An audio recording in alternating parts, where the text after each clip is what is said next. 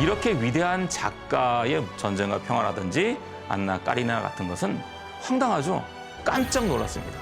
톨스토이가 중년 이후에 아주 짤막한 우화들, 동화들을 많이 썼죠.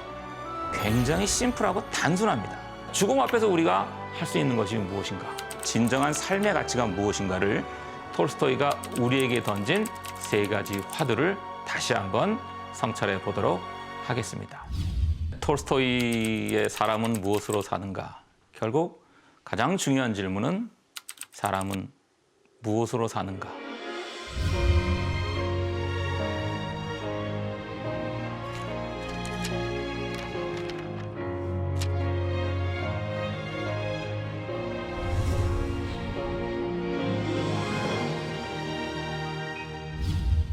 여러분 안녕하세요. 저는 연세대학교 미래캠퍼스에서 기독교 이해라는 과목을 가르치고 있는 정승우라고 합니다.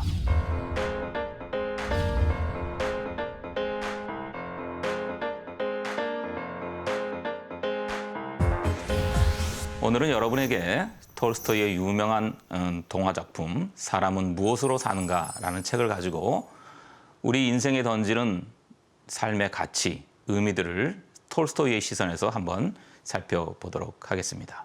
1885년에 쓰여진 작품이라고 알려져 있습니다. 이 작품을 통해서 톨스토이는 진정한 삶의 가치가 무엇인가를 자신 스스로에게 던지고 있습니다. 그리고 당시에 러시아 민중들에게 또한 이 질문을 던지고 있고 오늘날 우리에게도 이 질문을 던지고 있습니다. 톨스토이는 82세까지 살았지만 이 사람의 인생을 살펴볼 때 두 가지의 얼굴을 우리에게 보여주고 있습니다.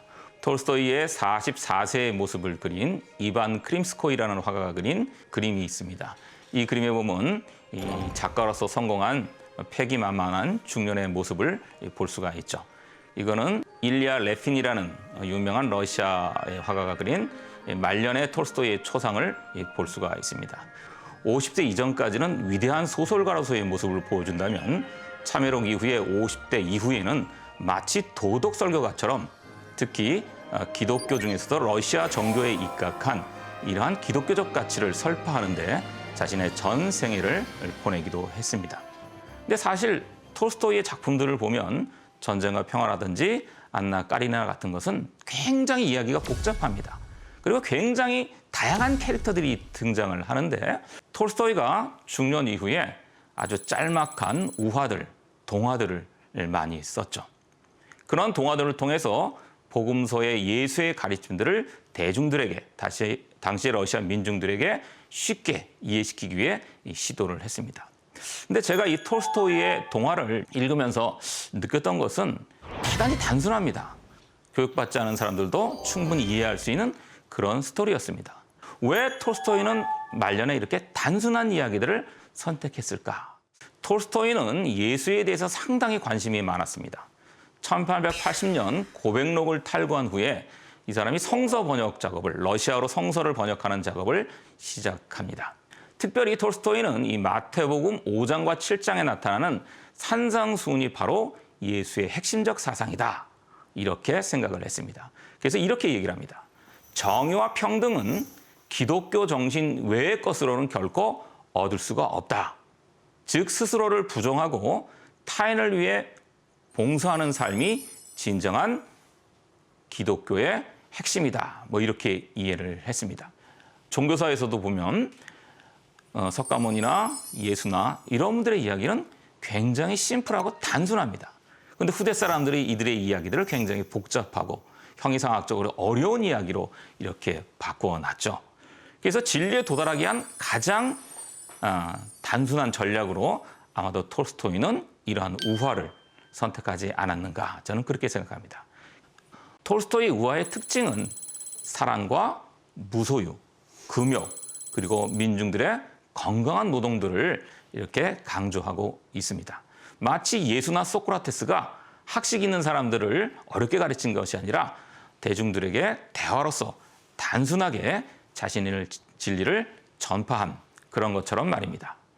그래서 이러한 사상들이 오늘 우리가 살펴볼 사람으로 무엇으로 사는가에 아주 뚜렷하게 나타나 있다고 볼 수가 있습니다. 자, 그러면 사람은 무엇으로 사는가라는 짤막한 동화의 내용을 여러분들 물론 잘 아시겠지만 소개해 보도록 하겠습니다. 가난한 구두 수동공 쉐몬이라는 사람이 있었습니다. 구두를 수선하며 어렵게 생계를 유지해가며 살아갔죠. 추운 겨울이 닥쳐서 이제 외투를 하나 장만하려고 했습니다. 사실 러시아의 기후는 너무나 춥기 때문에 이 외투는 겨울 생활의 필수품이라고 볼 수가 있습니다.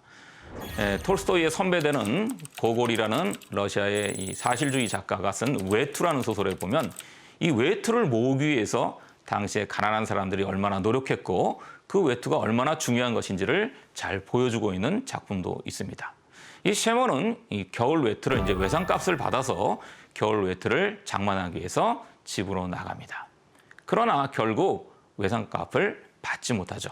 그래서 홧김에 몇 푼 안 되는 잔돈으로 보드카를 마셔 버리게 됩니다. 그리고 술이 취해서 집으로 돌아오는 길에 낡은 교회, 문 닫힌 교회 앞에서 웬 청년이 그 추운 겨울에 벌거벗고 오돌오돌 떨고 있는 모습을 보게 됩니다. 도와줄까 말까 몇 번을 주저하다 결국 그를 도와줍니다. 누가복음 10장에 보면 선한 사마리아 사람 이야기가 등장합니다.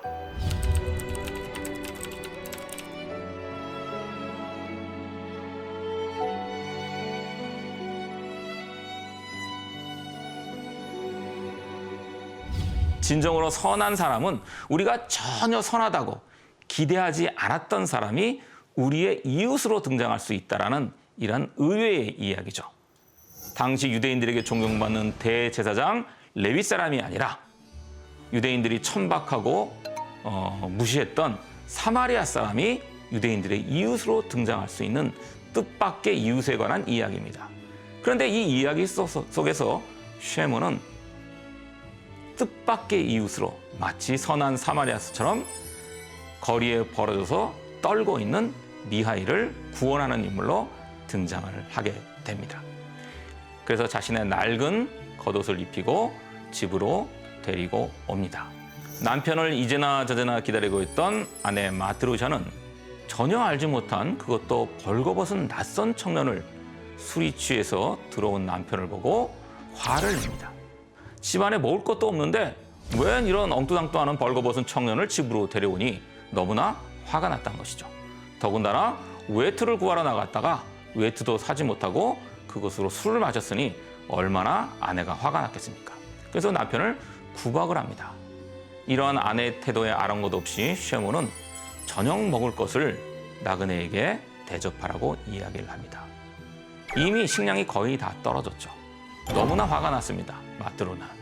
그러나 이 불쌍한 청년을 보자 마음에 그를 안타깝게 여기는 마음이 생겼습니다.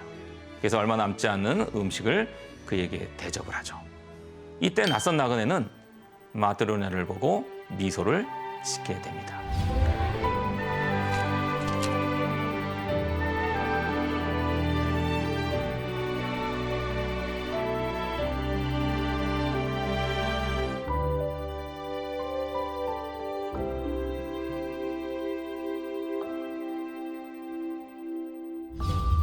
이제 이 낯선 청년은 미하일이라는 이름을 얻고 쉐몬과 함께 구두 수선 일을 함께하며 그의 집에 머무르게 됩니다. 미하일의 꼼꼼함과 성실함 때문에 쉐몬의 구두가게는 차츰 번성하게 됩니다. 그러던 어느 날 소문을 들었는지 낯선 귀족 신사가 찾아옵니다. 1년을 신어도 괜찮을 튼튼한 구두를 만들려고 거만한 태도로 주문을 합니다. 그런데 미하일은 그 신사가 두고 간 값진 가죽으로 장화가 아니라 슬리퍼를 제작하기 시작하는 겁니다. 깜짝 놀란 쉐몬이 이 모습을 보고 너무 당황을 했습니다. 그런데 얼마 후에 신사의 하인이 이 신사의 죽음을 알리고 장례식장에 필요한 슬리퍼를 만들어 달라고 요청하는 것이었습니다.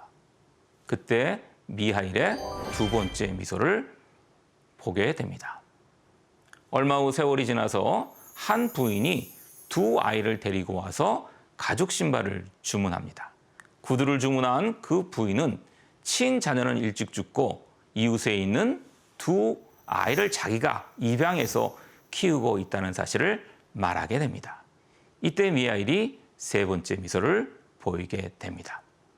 미하일의 미소는 일종의 깨달음의 미소라고 볼 수가 있습니다. 불교에서도 보면 염화 시중의 미소라는 이야기가 등장하죠. 부처님이 자신의 깨달음을 연꽃을 듬으로써 상징적으로 나타냈을 때 다른 사람들은 알아차리지 못했지만 마하가섭이라는 제자만이 빙그레 웃었다. 이런 이야기가 있지 않습니까? 바로 깨달음의 미소라고 볼 수가 있습니다. 미하일은 부인과 두 아이가 떠나고 나자 자신의 정체를 시몬과 마트로냐에게 밝히게 됩니다. 사실 자신은 하나님의 천사임을 이야기하고 과거에 하나님의 뜻을 거역하여 인간의 땅으로 추방을 당하였는데 이 인간의 땅에서 세 가지의 물음에 대한 깨달음을 얻게 된다면 너는 하늘로 다시 돌아온다. 이러한 이야기를 들려주게 되고 결국 미하일은 그 집을 떠나게 됩니다.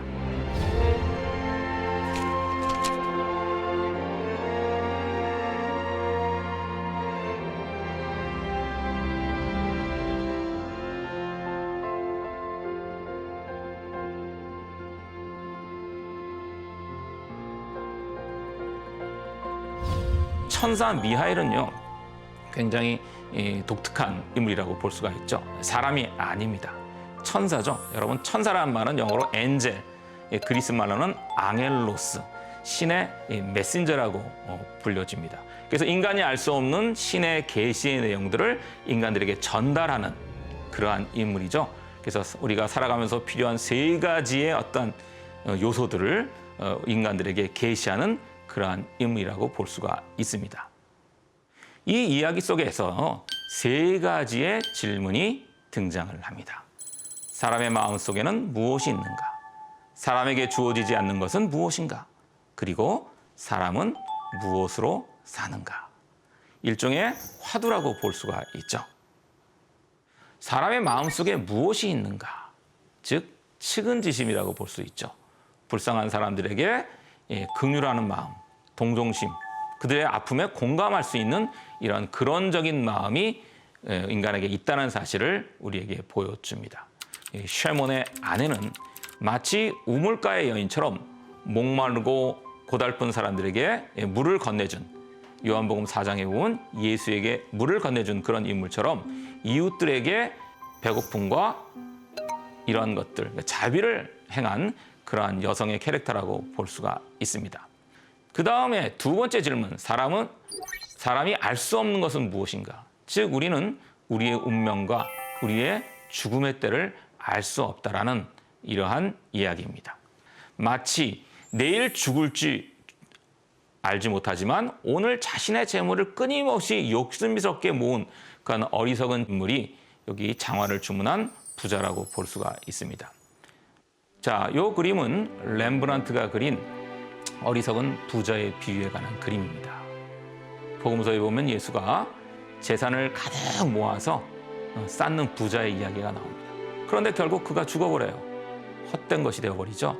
마치 사람은 무엇으로 사는가에 나오는 내일 죽을 줄 모르고 자신의 값싼 구두를 주문했던 부자의 모습과 오버랩이 됩니다.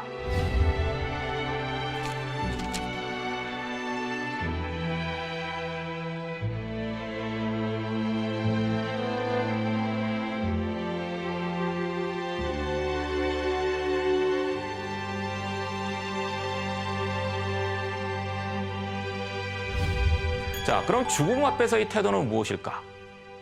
바로 오랜 서구의 격언이죠. 메멘토 모리, 라틴어 격언입니다. 이것은 그리스의 스토익 철학자들부터 했던 얘기죠. 그래서 죽음을 기억하고 까르페 디엠. 이 까르페 디엠이란 말은 우리나라의 죽은 시인의 사회라는 그러한 영어로 잘 알려진 라틴어 격언입니다. 항상 죽음을 기억하고 우리가 언제 죽음이 임박할지 모르니 까르페 디엠. 지금 이 순간을 성실하게, 정직하게, 선한 덕으로 살아야 된다. 이것이 바로 톨스토이의 생각이라고 볼 수가 있습니다. 우리는 누구도 내일의 운명을 알 수가 없습니다. 그렇기 때문에 까르페 디엠, 오늘 바로 이 순간을 소중하게 살면서 우리 각자의 주체적인 삶을 살아가는 것이 가장 중요한 것이 아닐까 그렇게 생각을 합니다. 그 다음에 마지막으로 사람은 무엇으로 사는가? 즉 사랑으로 살 수밖에 없다는 것이죠. 사실 사랑에 관한 이야기는 인류 역사 속에서 위대한 문학과 철학을 통해서 수없이 전개되어 왔던 그러한 이야기라고 할 수가 있습니다. 예수께서 내 이웃을 내 몸같이 사랑하라 이렇게 말씀하신 것처럼 톨스토이도 이 작품을 통해서 가난한 이웃들에 대한 사랑만이 인간을 구원으로 인도할 수 있다는 이러한 이야기를 들려주고 있는 것 같습니다. 사실 사람은 무엇으로 사는가는 사랑이라는 주제를 이러한 단순한 서사적 구조 속에서 풀어놓은 작품이라고 볼 수가 있습니다. 톨스토이도 이 작품 앞 프롤로그에 이 요한 일서의 말씀들을 쭉 적어놓고 있죠. 사랑이 있는 곳에 신이 있다라는 이러한 요한 일서의 이야기를 이렇게 이야기의 형식으로 풀어낸 것이 사람은 무엇으로 사는가라 볼 수가 있습니다.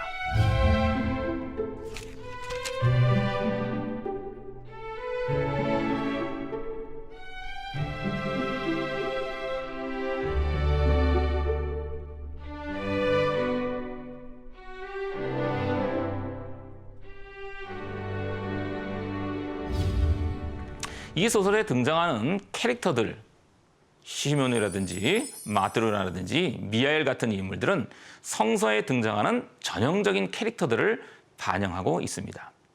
이 구두를 수선하는 쉐몬이라는 인물은 원래 쉐몬이라는 말은 영어의 사이먼, 예수의 제자 시몬 베드로의 러시아적 이름입니다. 굉장히 우직하고 성실하지만 성질이 좀 급한 그런 인물이라고 볼 수가 있죠.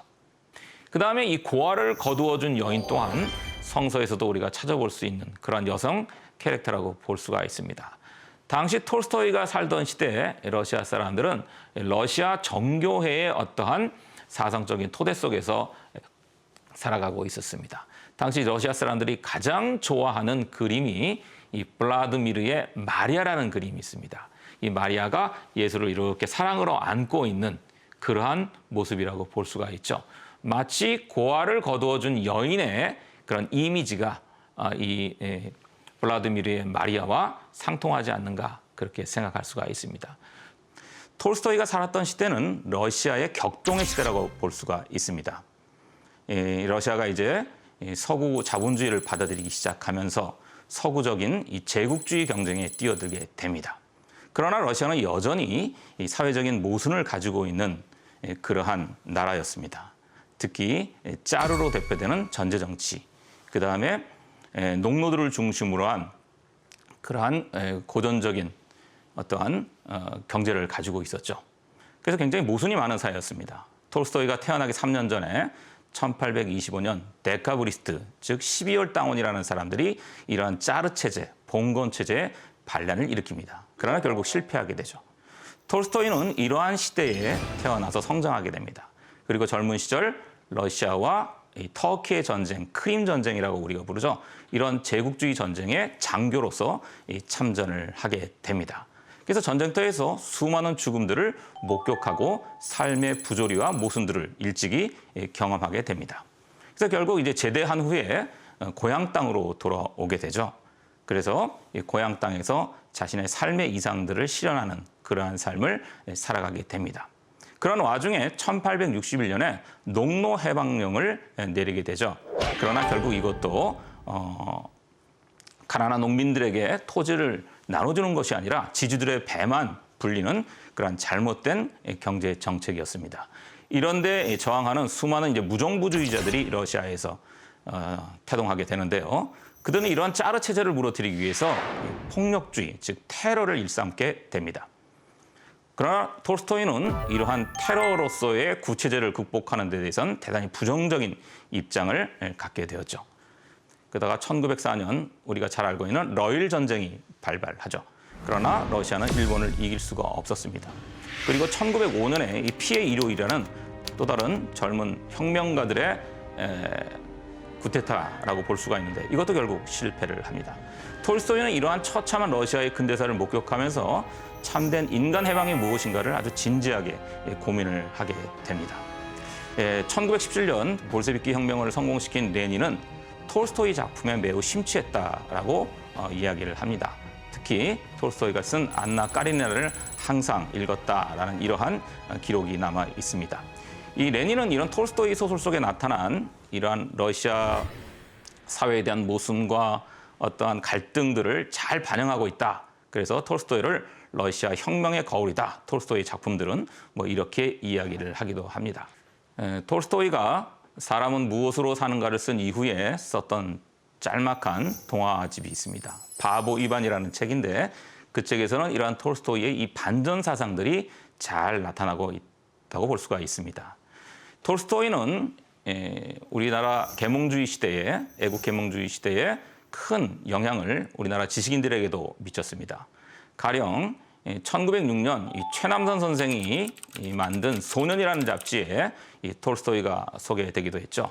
그리고 이광수라든지 또 시문이란 또 시문의 상록수에 보면 이런 톨스토이라고 말할 수 있는 톨스토이의 사상들이 잘 반영된 그러한 소설들을 쓰고 있습니다.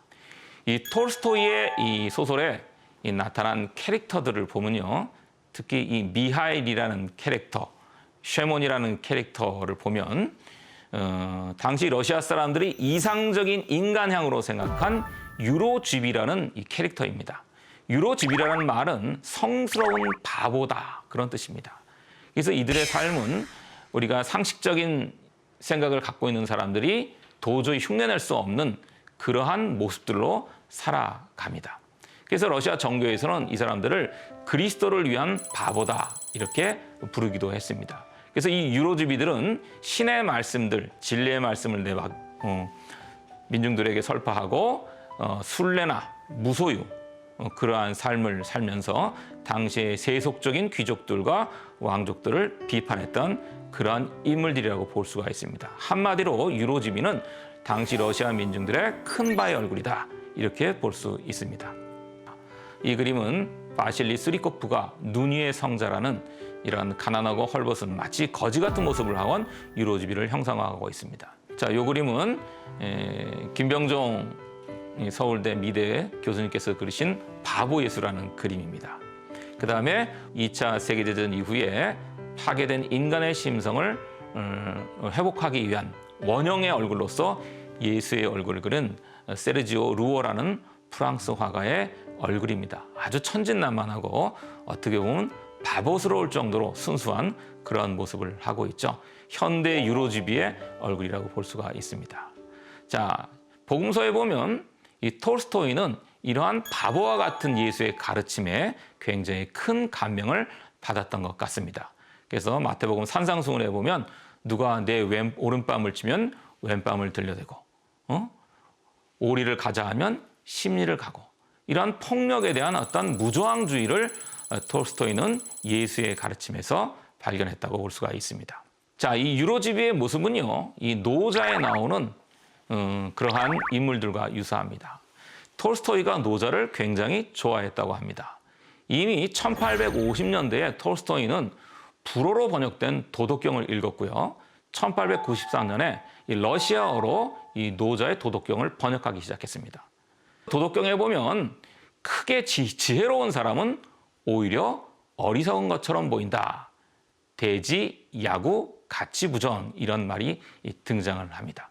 그래서 톨스토이의 작품 속에 등장하는 이런 어리석은 성인들, 유로주비, 마치 미하일 같은 그러한 인물들이 노장이 보여주는 그러한 현자의 인물과 굉장히 유사함을 우리가 또한 볼 수가 있습니다.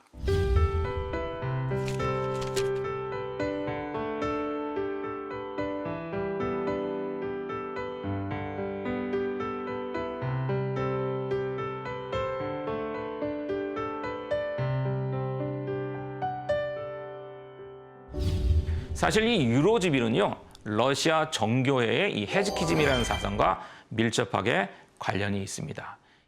톨스토이의 사상을 우리가 이해하기 위해서는 사실 러시아 정교의 이 신학 사상들을 우리가 좀 살펴볼 필요성이 있습니다. 크게 두 가지로 볼 수가 있는데요. 사랑의 행위를 통해서 신을 한 단계 한 단계 닮아가는 이러한 사상이 바로 세오시스라고 이야기합니다. 테오시스라고 이야기하고요. 그래서 신에게 한 걸음 한 걸음 가까이 가서 자신도 신과 같이 되는 이런 테오시스라는 사상이 러시아 정교회에 있습니다. 그 다음에 조금 전에 말씀드린 헤즈키즘이라는 사상인데요. 원래 그리스어의 헤시키아에서 온 단어입니다. 이 말은 고요함, 침묵, 영적 평화를 의미하는 러시아 정교의 독특한 구원론이라고 볼 수가 있습니다. 당시의 러시아 정교의 수도사들은 이 헤즈키즘을 통해서 높은 구원의 경지에 이를 수가 있다고 생각합니다.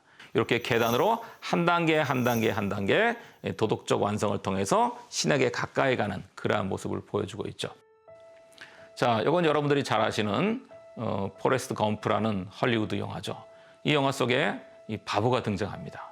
포레스트 검프라는 바보가 등장하지만 마치 물이 흐르는 것처럼 세상사에 저항하지 않으면서도 순리대로 마치 노장의 상선약수, 물이 부딪히지 않고 순리대로 흐르면서 아래로 흐르는 그러한 삶의 모습을 아주 전형적으로 보여주는 작품이라고 볼 수 있죠.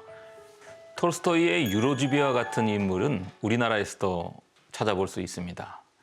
권정생이라는 그러한 작가입니다. 아시는 분들은 아시겠지만 강아지똥이라는 동화를 쓴 작가인데요. 안동에 있는 작은 교회당 종치기로 평생을 살았던 그런 분입니다. 이 권정생 선생은 평생 독신으로 몸에 아픈 병이 있어서 평생 독신으로 살았습니다. 이분이 쓴 강아지똥이라는 작품에 보면 여러분 강아지똥이 어디에 쓸모가 있겠습니까? 아무것도 쓸모가 없지만 결국 이 강아지똥이 아름다운 민들레를 꽃피는 거름이 된다는 그러한 이야기를 감동적으로 들려주는 작품입니다. 톨스토이의 사상과 굉장히 유사한 그러한 자리에 있는 작가가 아닌가 저는 그렇게 생각을 합니다. 그래서 톨스토이는 인생의 길이라는 책에서 이러한 이야기를 하고 있습니다. 신은 사랑이다.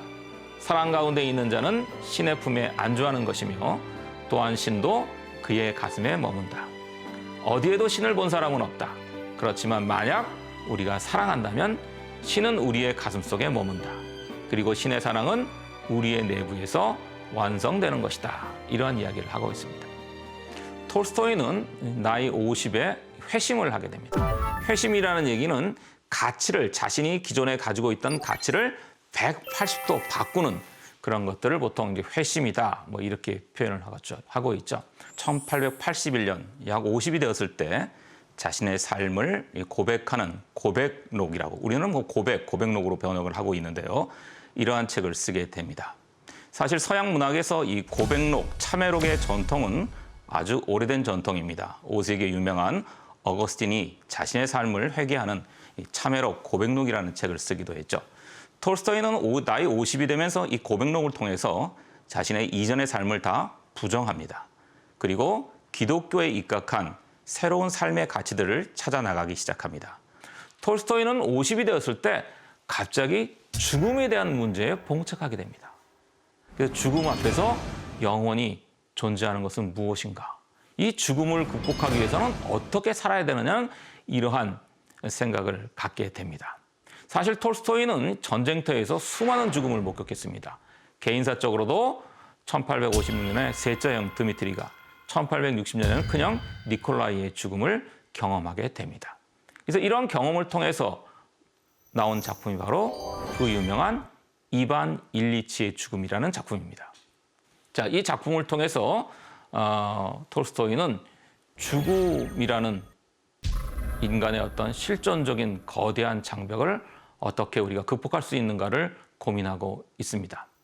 그 이반 일리치의 작품 속에도 보면 끝까지 이반 일리치를 이해하고 그를 도와준 사람은 그의 친구도 아니고 가족도 아니고 게리심이라는 하인입니다. 농부입니다. 그만이 이반 일리치에게 큰 위안을 줄 수 있었다라고 이렇게 이야기를 하죠. 사실 이 이반 일리치의 문제의식은 사람은 무엇으로 사는가에 이미 등장하고 있습니다. 바로 값진 구두를 주문했던 부자의 갑작스러운 죽음이죠. 자, 죽음 앞에서 우리가 할 수 있는 것이 무엇인가? 톨스토이는 이렇게 이야기합니다. 죽음에 대한 준비는 오직 하나다. 바로 선한 삶을 사는 것이다. 우리의 삶이 선량해질 수 있도록 착해질 수 있을수록 그만큼 죽음의 공포는 적어지며 그만큼 죽는 것이 편해진다. 모든 쾌락을 버리고 정직한 노동을 통해서 겸손하고 인내 덕을 기르고 이웃들에게 자비할 때만이 우리가 죽음의 공포로부터 벗어날 수 있다. 이러한 이야기를 톨스토이는 하고 있는 것 같습니다.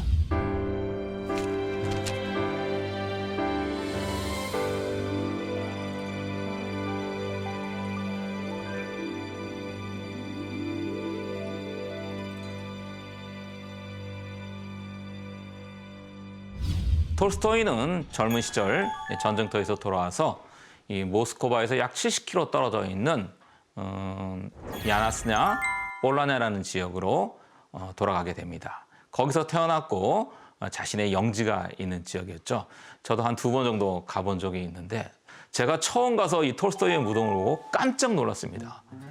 이렇게 위대한 작가의 무덤에 비석 하나 없습니다. 기념비조차 없습니다. 바로 톨스토이의 말년의 삶을 잘 대변해 주는 그러한 모습이라고 볼 수가 있습니다. 무소유의 삶을 굉장히 강조했죠. 그리고 금욕주의적인 삶을 또한 살기 위해서 노력을 했던 그런 인물입니다. 톨스토이는 50세 이후부터 자신의 작품에 대한 소유권을 포기했습니다. 그것 때문에 아내와 자식들로부터 상당한 비난을 받게 되고 가족들이 불화하는 계기가 되었습니다. 왜 톨스토이는 말년에 이러한 이 시골 마을에서 자신의 삶을 마감했을까? 이런 생각을 하게 됩니다. 여러분, 우리 몸의 중심이 어딜까요? 우리가 한번 아파보면 아픈 곳에 온 신경이 다 쓰여집니다. 손톱에 작은 가시가 박히면 온데 거기 신경이 다 쓰여지죠. 여러분, 우리 사회의 중심이 어딜까요? 가장 아픈 곳, 우리 사회의 모순들이 흘러서 고인 가장 아픈 곳이 저는 사회의 중심이라고 생각합니다. 여러분, 예수가 왜 갈릴리로 갔을까요? 부활한 예수가 제자들에게 갈릴리에서 만나자 이렇게 이야기를 합니다. 마가복음에 보면 그 이유는 뭐냐면 그 사회의 가장 중심, 가장 아픈 곳에서 우리가 만나자 하는 그런 뜻이겠죠. 그래서 톨스토이도 29세에 전쟁에 참전하고 체첸과 크림 전쟁에서 돌아와서 유럽 여행을 시작을 합니다. 그리고 유럽 여행을 다녀와 갑자기 툴라에 있는 자신의 영지 야스나냐 뿔라냐에 정착하여 농사를 시작하게 됩니다. 당시 러시아의 농민들과 민중들을 위해서 교육 사업을 또 시작을 합니다.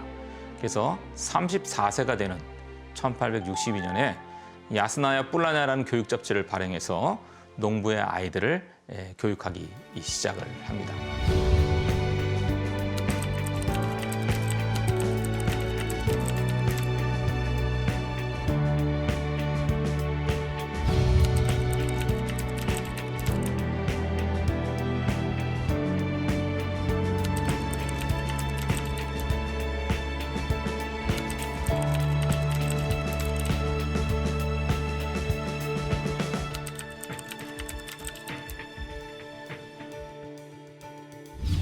왜 톨스토이가 자신의 영지로 돌아가서 이렇게 당시의 러시아 민중 속으로 들어갔을까에 대해서 저는 좀 생각을 해봤습니다.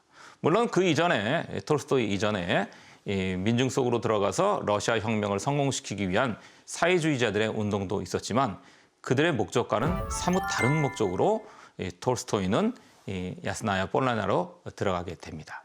이 톨스토이는 당시의 러시아의 민중 속에 살아있는 그러한 정직한 믿음, 성실한 노동을 통해서 신에게 가까이 갈 수 있다 이렇게 생각했던 것 같습니다.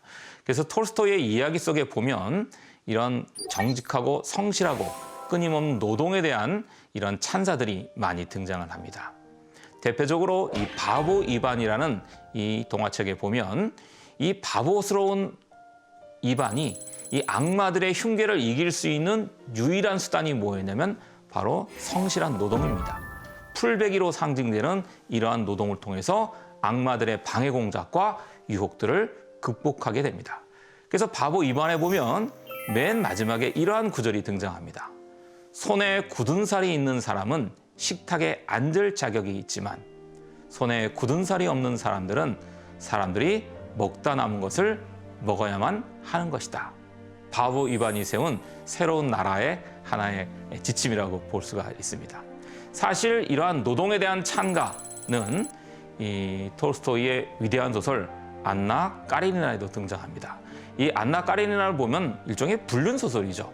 안나 까리니나의 어떠한 불륜에 대한 이야기지만 그 이야기를 통해서 당시 러시아의 귀족들에 대한 위선적인 삶, 거짓스러운 그런 삶에 대한 비판의식이 등장을 합니다. 근데 이 안나 까리나에 보면 톨스토이의 어떠한 자신의 모습을 반영한 인물이 등장하는데 바로 레빈이라는 인물입니다. 귀족이었지만 이 자신의 영지로 들어가서 농부들과 같이 생활하면서 이러한 노동을 통해서 모순된 삶을 극복하려는 인물입니다. 거기 보면 이 레빈이 풀베는 장면을 톨스토이는 이렇게 묘사합니다.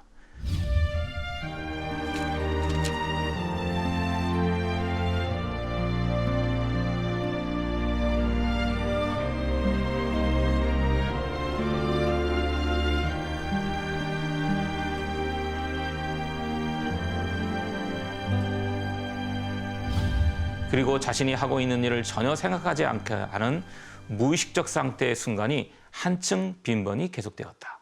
마치 저절로 풀을 베었고 그것은 행복한 순간이었다. 땀 흘리며 노동하는 이러한 순수한 삶 속에서 인간은 구원을 얻을 수 있다는 이러한 톨스토이의 사상이 반영되어 있다. 저는 그렇게 생각을 합니다. 사실 이 톨스토이의 사람은 무엇으로 사느냐와 함께 우리에게 유명한 이 작품이 하나 더 있죠. 사람에게는 얼마만큼의 땅이 필요할까라는 작품입니다. 이 작품 속에 한 어리석은 농부가 끊임없이 땅을 소유하기 위해 노력하다가 결국 2m도 안 되는 작은 묘지에 묻히는 이야기입니다. 사실 톨스토이는 이 작품을 통해서 당시 러시아와 유럽에서 시작되고 있는 자본주의를 비판합니다. 그리고 건실한 노동을 통한 이러한 농부들의 삶이야말로 우리의 삶에 가장 필요한 요소라는 사실을 이야기하고 있습니다. 당시 톨스토이가 가장 좋아했던 경제학자가 한 사람이 있습니다. 바로 진보와 빈곤이라는 작품을 쓴 헨리 조지라는 미국의 학자입니다. 원래는 저널리스트로 시작을 했는데 이 사람의 사상이 굉장히 특이합니다. 토지세를 강력하게 물므로써 당시의 이 지주들의 어떠한 경제적 부를 평등하게 돌리는 그러한 주장을 했습니다. 이 사람의 사상을 굉장히 감명 깊게 느꼈던 것 같습니다. 또한 동시에 이 존 라스킨이라는 사람이 쓴 나중에 온 이 사람에게도라는 짤막한 경제 평론책이 있습니다. 이 책의 제목은 복음서 마태복음 20장에 등장하는 예수의 비유 포도원 품꾼의 이야기를 경제학적으로 풀어낸 책입니다. 제자들이 예수에게 이렇게 질문합니다. 선생님, 하나님 나라는 어떠한 곳입니까? 그랬더니 예수가 비유로 포도원 품꾼의 이야기를 들려줍니다. 이 포도원 품꾼의 이야기는 이러한 이야기입니다. 이 포도원 농장 주인이 이제 포도를 수확하기 위해서 새벽에 이 노동자들을 구하러 나갑니다. 아침 일찍 노동자들을 이제 구하죠. 얼마 주겠습니까? 1데나리온을 주겠습니다. 당시에 1데나리온은 하루 노동자들 임금입니다. 그러다가 오전에 또 한 9시쯤 보니까 일손이 모자라요. 노동시장에 나가보니까 또 놀고 있는 사람들이 있는 거예요. 당신들도 우리 농장에 와서 일하시오. 내가 하루 품삯을 주겠어. 얼마 주겠다는 얘기를 안 합니다. 그 다음에 점심시간에 가보니까 또 놀고 있는 일꾼들이 있는 거예요. 그래서 그들도 자신의 농장으로 데려가서 일을 시킵니다. 그리고 오후 3시쯤에 가보니까 또 노동자들이 놀고 있는 거예요. 그래서 그들도 자기 농장으로 데려가서 일을 시킵니다. 자, 이제 퇴근 시간이 되었습니다.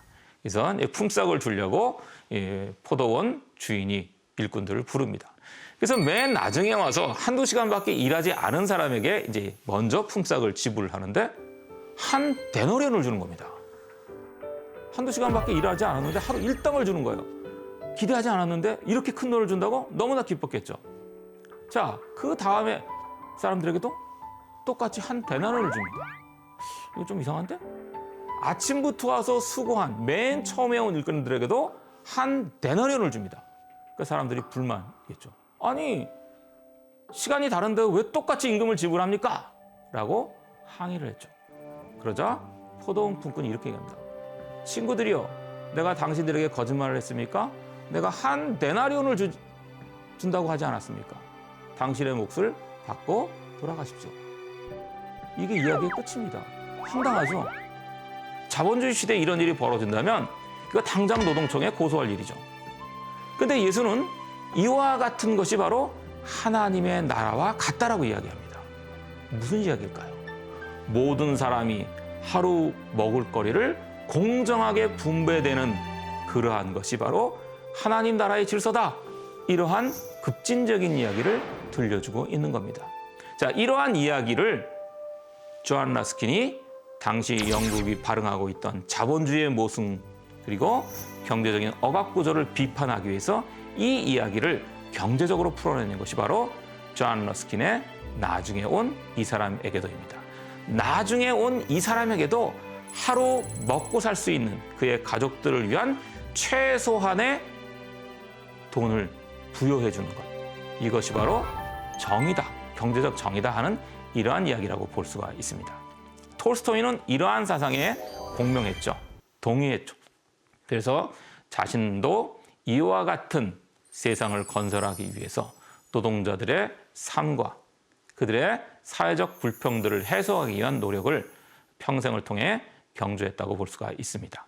자, 이제 톨스토이가 우리에게 던진 세 가지 화두를 다시 한번 성찰해 보도록 하겠습니다. 우리의 마음 안에는 무엇이 있을까요? 당신의 마음 안에는 무엇이 있을까요? 네, 바로 사랑입니다. 마트로냐가 처음 벌거벗은 청년 미하일을 환대했을 때 그의 배고픔과 아픔에 공감했을 때 미소를 던지게 됩니다. 자, 이 그림은요. 지금 이 그림은 보시라는 15세기의 플랑드르 화가가 그린 그림입니다. 이 그림에 보면 예수가 십자가를 짊어지고 골고다로 향하고 있는데 주변의 남성들의 표정을 보시면 대단히 기괴하고 예수의 고통에 관심이 없는 마치 사이코패스와 같은 모습들을 보여줍니다.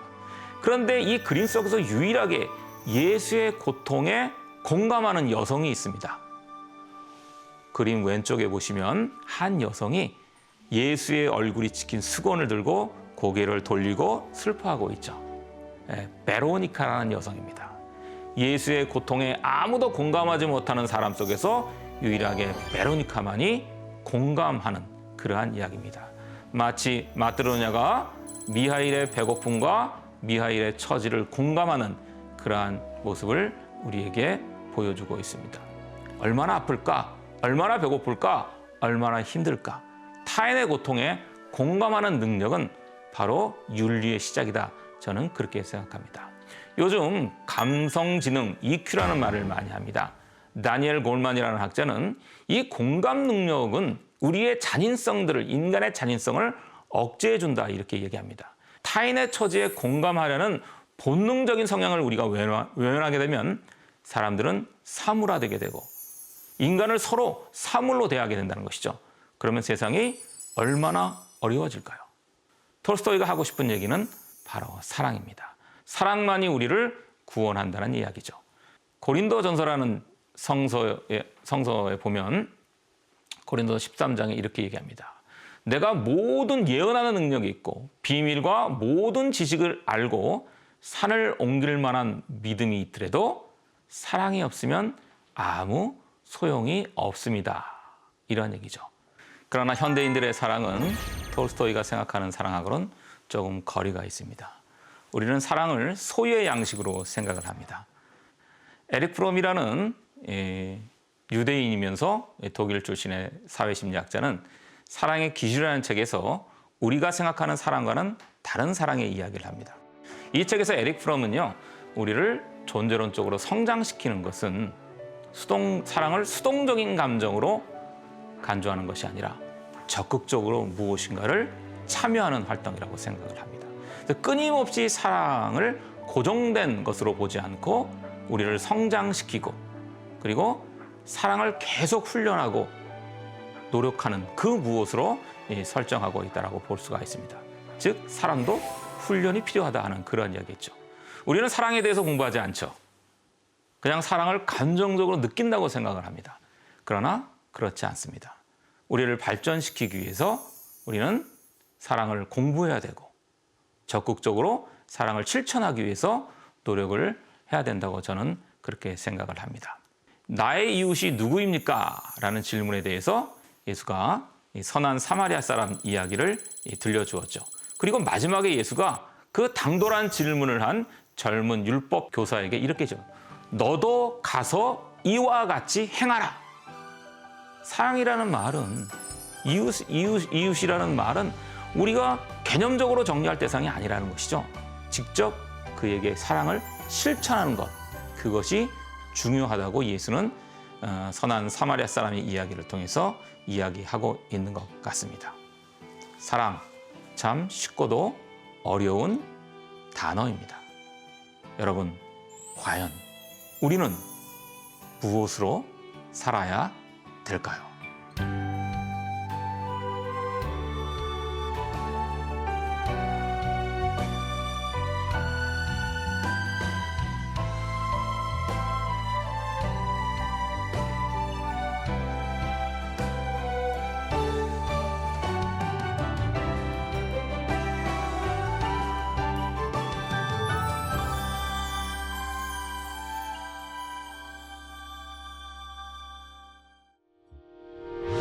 의견 있는 경제 채널 SBS 비즈